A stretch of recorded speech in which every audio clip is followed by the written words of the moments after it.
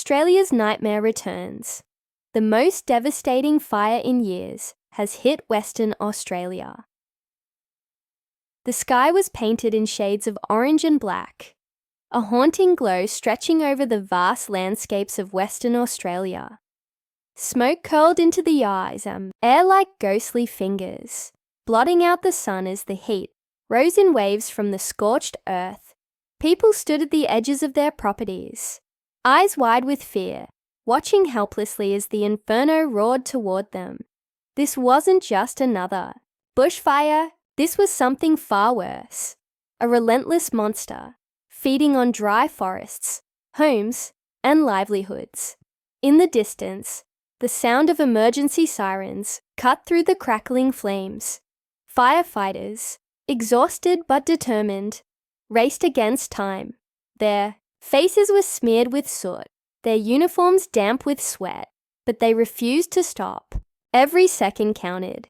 With each gust of wind, the fire leaped forward, consuming everything in its path. Families scrambled to evacuate, grabbing whatever they could. Photo albums, pets, a few clothes, before running for their lives. Some didn't even have time for that. For many Australians, this nightmare was all too familiar. The scars of previous bushfires hadn't faded, and yet here they were again, facing another catastrophe. Western Australia had seen bushfires before, but this one was different. The heat was more intense, the flames moved faster, and this time, even the most experienced firefighters were struggling to control it. Amid the chaos, a father named Daniel gripped the steering wheel of his truck. His wife and 2 children huddled in the back seat. His home, the place where he had raised his kids, was now nothing but smoldering rubble. He had seen it vanish in the rearview mirror as they fled. His youngest daughter, only 6, sobbed into her mother's arms, unable to understand why everything was gone. His 12-year-old son sat in silence, staring blankly out the window, watching the fire tear through the countryside. Daniel wanted to say something, anything, to reassure them. But what words could possibly make this better? Not far away, Emily, a wildlife rescuer, navigated the smoky roads, her van packed with injured animals. A koala with singed fur clung weakly to a blanket in the back seat, its breathing shallow. The fires had devastated not only homes, but also entire ecosystems. Kangaroos, wombats, and birds had nowhere to run, trapped in a world that was quickly turning to ash.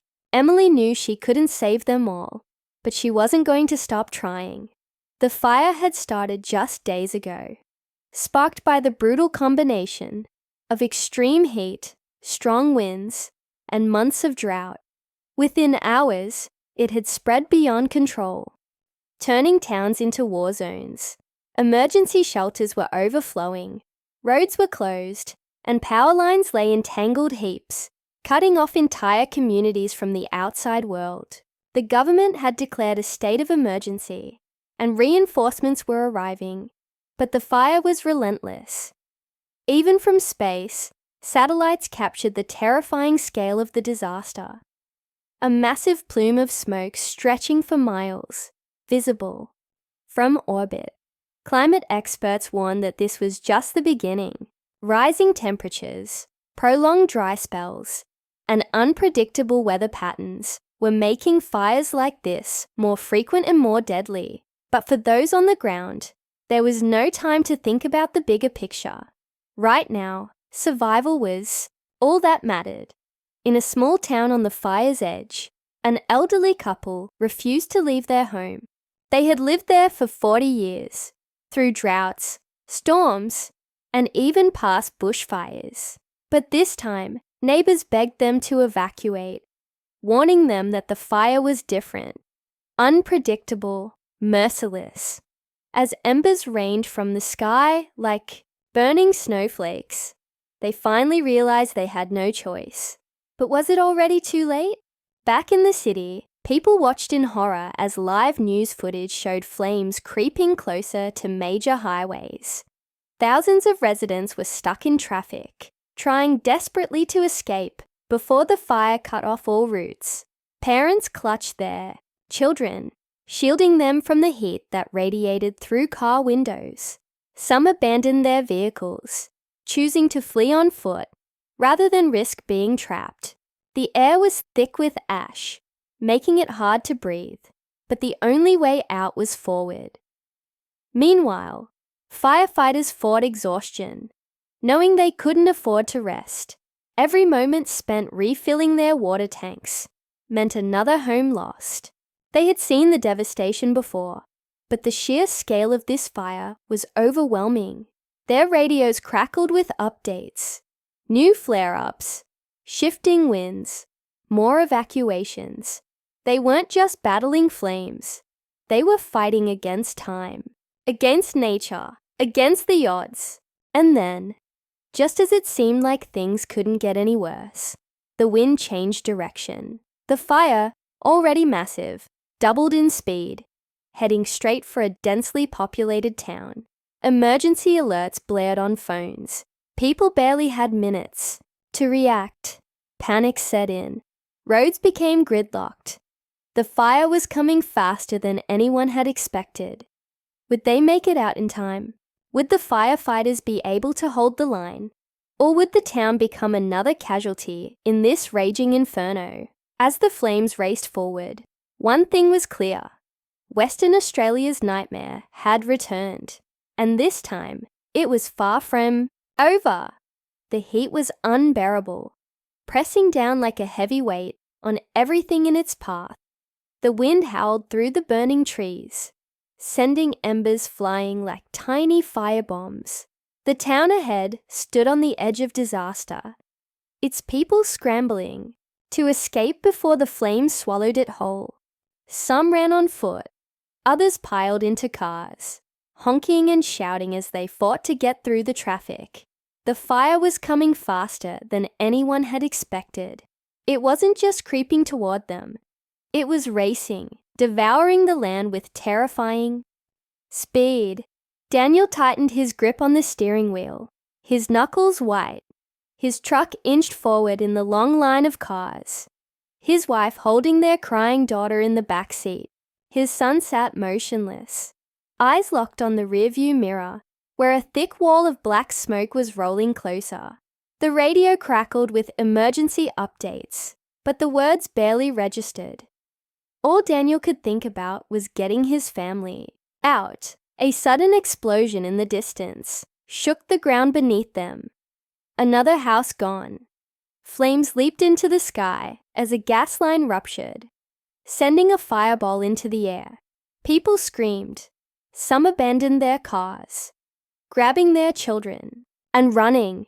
The fear was real, raw, overwhelming. Daniel's heart pounded. The fire was too close. The road ahead was still blocked. There was no time left. Meanwhile, in the heart of the inferno, firefighters fought with everything they had. Their faces were streaked with sweat and soot. Their bodies pushed to the limit. The fire was unpredictable, shifting with every gust of wind. They barely had time to react before another flare-up forced them to retreat and reposition. Water bombers roared overhead, dumping thousands of liters onto the flames. But it barely made a difference. The heat evaporated the water before it even hit the ground. In the chaos, Emily, the wildlife rescuer, drove through the back roads, her van packed with animals she had saved along the way. The koala in her passenger seat whimpered softly, its tiny body shaking. She could hear the fire crackling behind her, closing in fast. The main road was blocked. She needed another way out. Her mind raced. There was an old dirt road that led toward the river, but it was risky. If the fire jumped ahead of her, she'd be trapped. She had no choice. As she sped forward, she caught sight of movement on the side of the road. Kangaroos, dazed and exhausted, struggling to escape. She slowed down, her heart aching at the sight. She had room for only a few more animals. If she stopped, it could cost her everything. If she didn't, they'd die. Back in town, the elderly couple who had hesitated to leave finally made their way to their car. But the fire had moved faster than expected. The road was no longer safe. Flames were licking at the dry grass around them, cutting off their path. Smoke thickened the air, making it harder to breathe. The husband clutched his wife's hand, his voice shaking as he told her they had to run. But where? The fire was everywhere. The town's evacuation center was overflowing. Families huddled together on cots, some still covered in soot, others in shock. Volunteers handed out water and blankets, but there weren't enough supplies for everyone. A young mother sat in a corner, holding her baby close, her eyes filled with silent terror. Across from her, an older man stared blankly at the ground, his hands shaking. He had lost his home, his belongings, everything he had worked for, gone in an instant. Outside, firefighters fought desperately to hold the fire back. They knew they couldn't save every house, but if they could just keep the flames from reaching the main part of town, there was hope. But then the wind shifted again. A new wall of fire erupted along the ridge, moving straight toward them. One firefighter grabbed his radio, his voice urgent. "We need to pull back, now!"